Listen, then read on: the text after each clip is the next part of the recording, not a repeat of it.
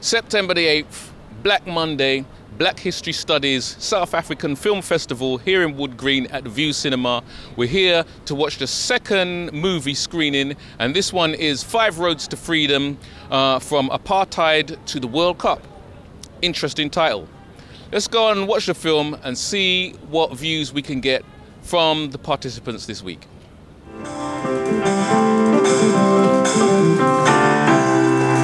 It's about the liberation struggle. It's about those children who took to the streets, fighting, screaming free Nelson Mandela. It's about those unions who put down their tools and demanded freedom. This Obuya, yes, Yebo, yes, yes, yes.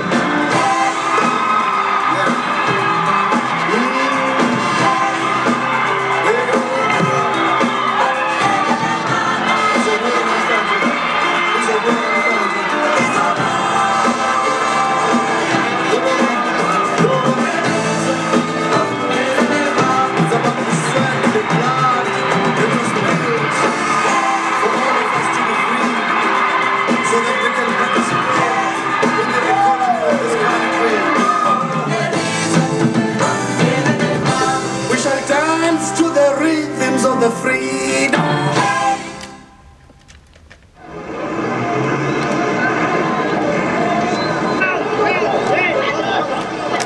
The South African story is a truly incredible journey, and few remember how far these people have traveled, from hatred to peace, from apartheid to the World Cup. This is the story of 5 of those South Africans. This is where I found her. I saw the body lying here with a very big stone on top of her chest. Oh, thoughts of horror. I don't think I've ever in my whole life had such a horrifying situation as that. They say I've been killed a lot of innocent people. If they say so, that's just bullshit. White people were ruling that place. So my mom was putting me on her back, finding a place to hide, to be safe. Wasn't you question the system, that everybody was in the system. You do what you're told, that's it. We've just been in to see a film, 5 Roads to Freedom, from Apartheid to the World Cup. Tell us your feelings. To be totally honest with you, I didn't know much about apartheid before I came today. I had a little understanding, but today it was really good at giving me clarity and understanding, and also stories from different sides. It was sad because you could still see the hurt that people are still having to deal with day to day, and having to see these people who killed members of your family daily. That's a lot. It kind of taught me the importance of forgiveness for your own self, because if you don't, there's dangers implemented with that. But it's still showed me how much of a long way we still have to come, and how important it is to understand these things and know more about these things for your own growth and development as a person. Yeah, definitely. Okay, of the 5 stories that we saw that made up the film today, did any one particular story stand out, and for what reason? I think it would definitely have to be the lady who lost her sister. That was hard. I think for me that was hard. That was really hard. That was really hard to deal with. And the lady who wanted forgiveness, in the strangest sense, maybe because it was an older lady, if you'd probably given me a younger lady, and my friend was saying that if maybe it had been like a British person or something, I would have had a different heart. You would have had a different heart, but I feel that... What heart did you have? I would say fragments of compassion towards her. In Duduza, most of Mackie's killers got away, but Lorraine spent 5 years in prison. Even today, if I think about that video, I don't feel all right. Mackie's Kosana family, I don't meet them, but you are staying here. Since I was back at jail, I never met them. This gruesome killing had a profound influence. The next necklacings showed vengeance and violence were not going to bring peace.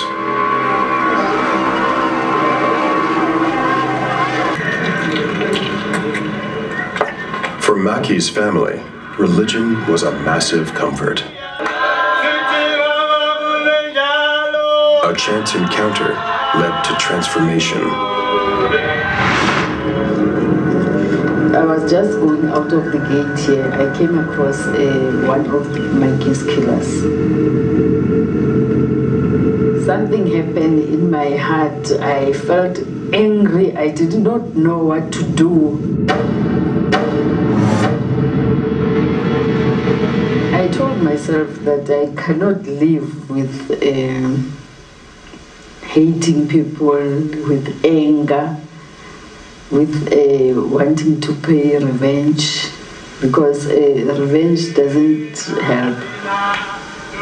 And as we are Christians, the Bible tells us that God revenge for us.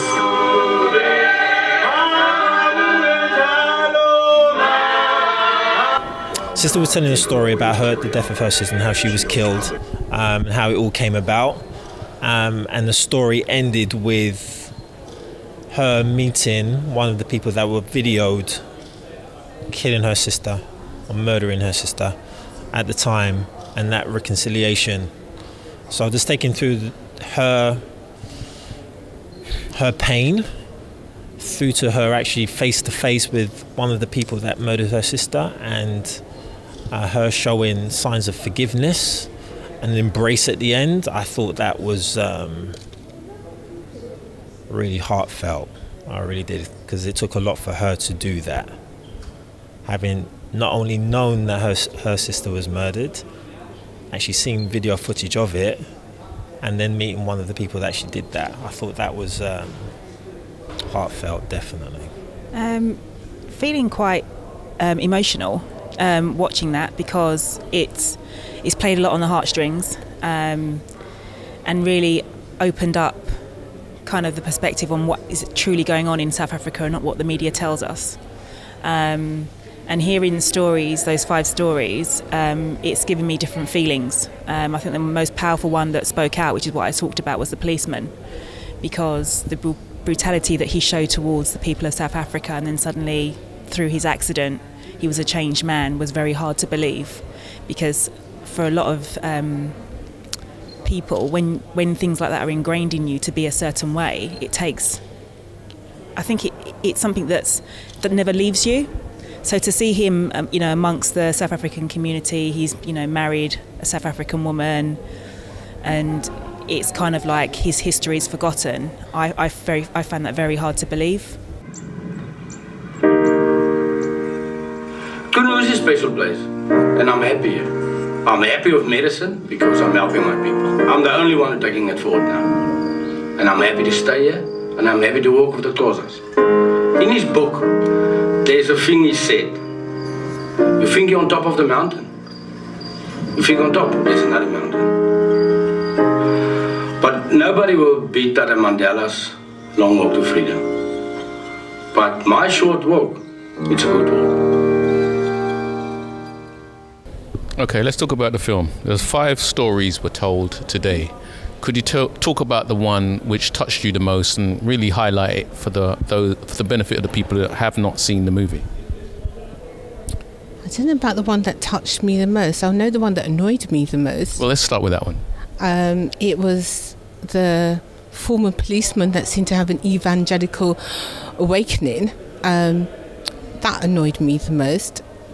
I think when I remember watching the excerpts of that film in the time when he was active, I saw black policemen there in the background, and it didn't shock me, but that disturbed me, because that means they were there shooting down their own people, children at that anybody that can harm children, no. So you don't believe him? No, I don't. It's a very emotional film. It's emotionally charged. It's got a lot of perspectives. You've got the people who face the problems of dealing with being black and being oppressed. You have the people who partook in oppressing. You have people who their lives are just been affected by just being black or white living in South Africa. So all those stories were told, and it was good. You saw like the fruits of the struggle. You saw how the struggle came through, and how redemption really came through for some people. And but it's a film which I urge a lot of people to go and see, because one, it's also history, history which if you haven't studied deep into South Africa, you may not know about both sides of the South African struggle, with the state doing stuff to people, and then also people collaborating and trying to fight the ANC from within the black community. So it's a very important film. I say go watch it. And my mother suggested that we lie on our stomachs and we run on our stomach to the stream. And we stayed on that stream from the morning until approximately 11:30 at night. At the time, Ndembele would insist he only killed in self-defense. You starting the trouble. You starting attacking me first. Then, at the same time, I fight you back and overpower. You die.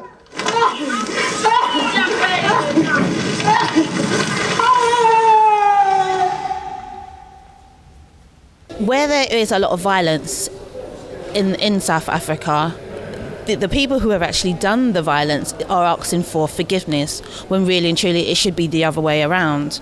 And it was almost as though they're begging for this forgiveness, or like, well, now that we've held up our hands and said, okay, we've done this, can you please forgive me? And if you don't forgive us, well, then God forgives me, so why can't you? And it seems as though they're being pulled from all different directions. And it didn't make me feel very comfortable in the way that they were trying to come across. The one that struck me the most was the goalkeeper. I can't remember his name. But that story made me feel like anything is possible.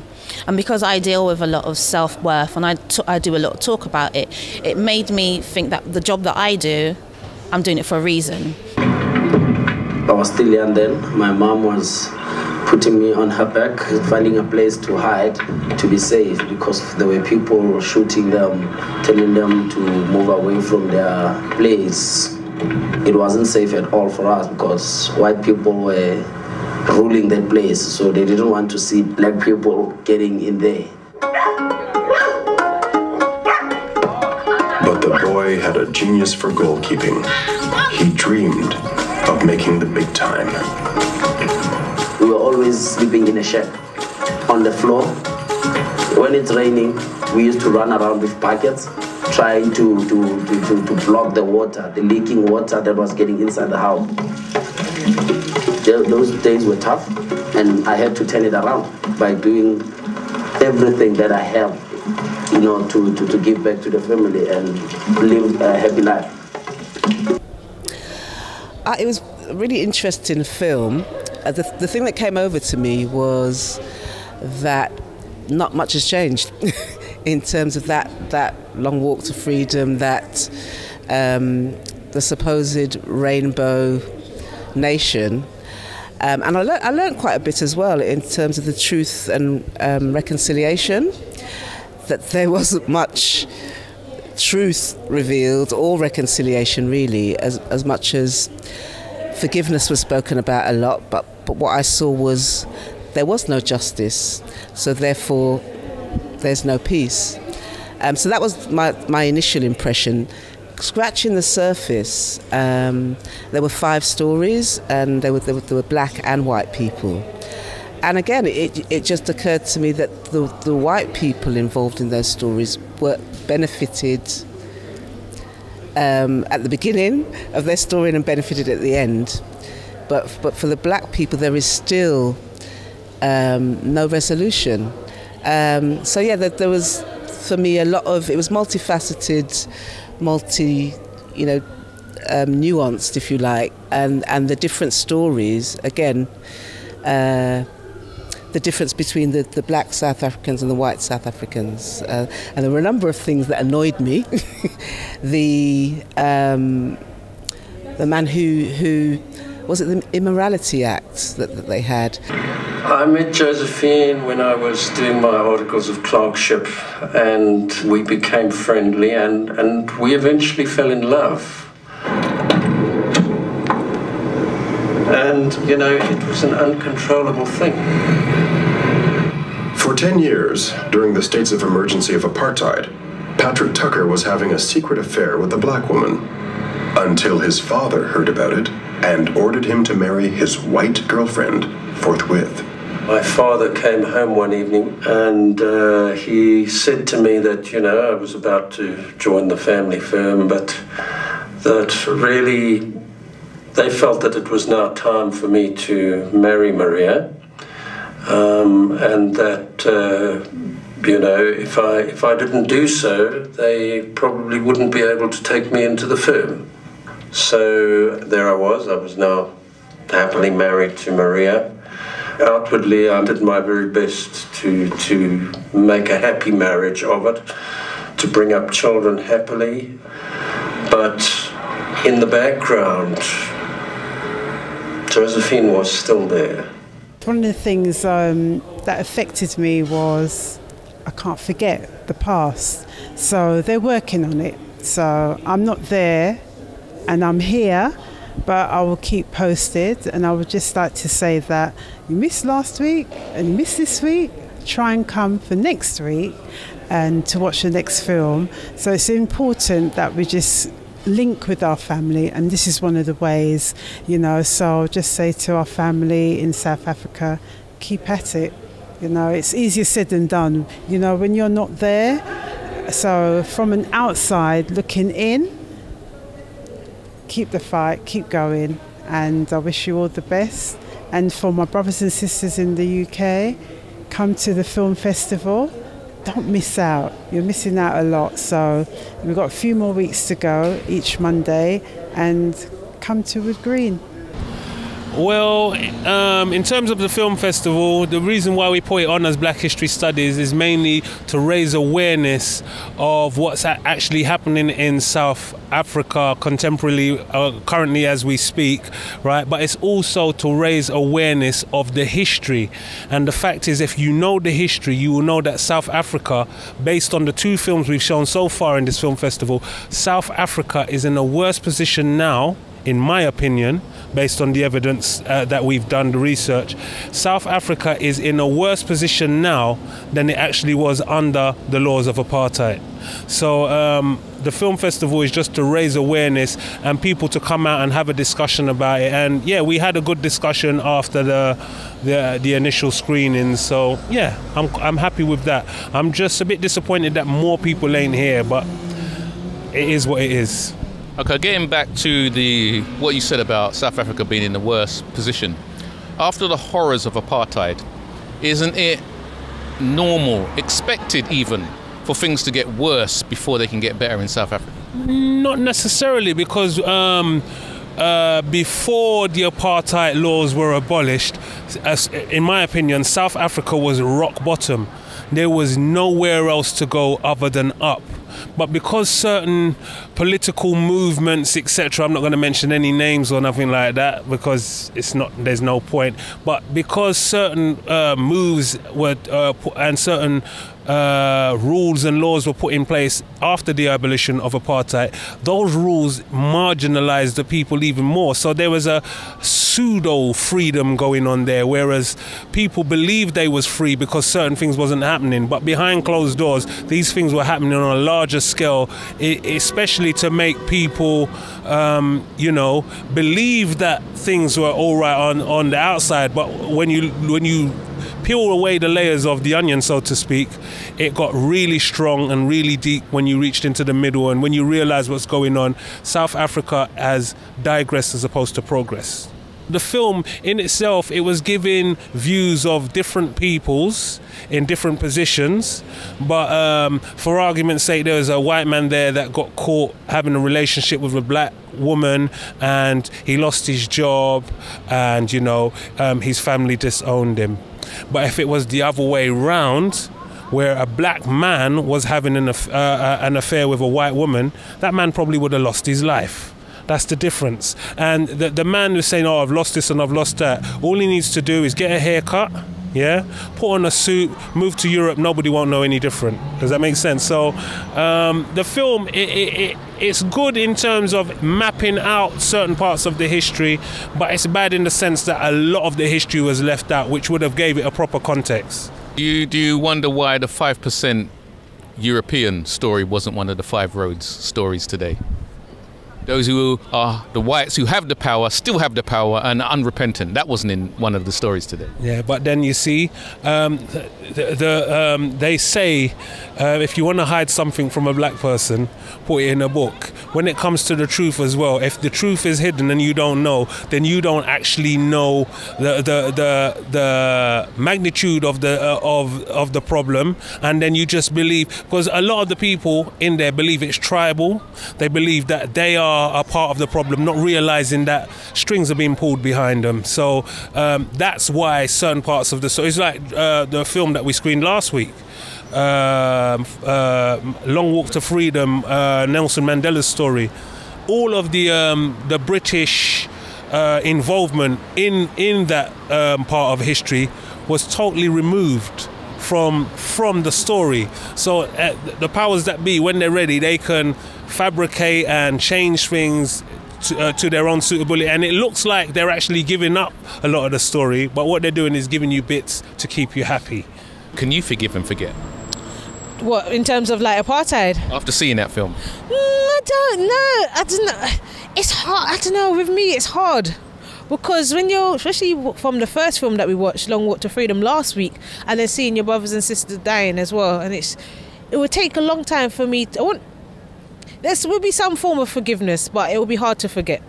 Because I'm over here in England, I've never been to South Africa before, so I've never experienced directly the apartheid movement. I was still very young when the apartheid movement was happening, anti-apartheid movement was happening in London. So I would see it from a long distance, but I don't know. I wouldn't. I will forget more than forgive. I'm harsh like that, because I know the injustice still continue to this day, and yeah, it's harsh. That's enough. Okay, what's the film for next week? The film next week is called Behind the Rainbow, which is looking at the interaction between different ANC members. And quite an interesting documentary as well. Another film that we hardly get to see in this country as well. So please come out and support the film Behind the Rainbow, 7 p.m. at the Vue Cinema, Wood Green. Thank you very much. Excellent.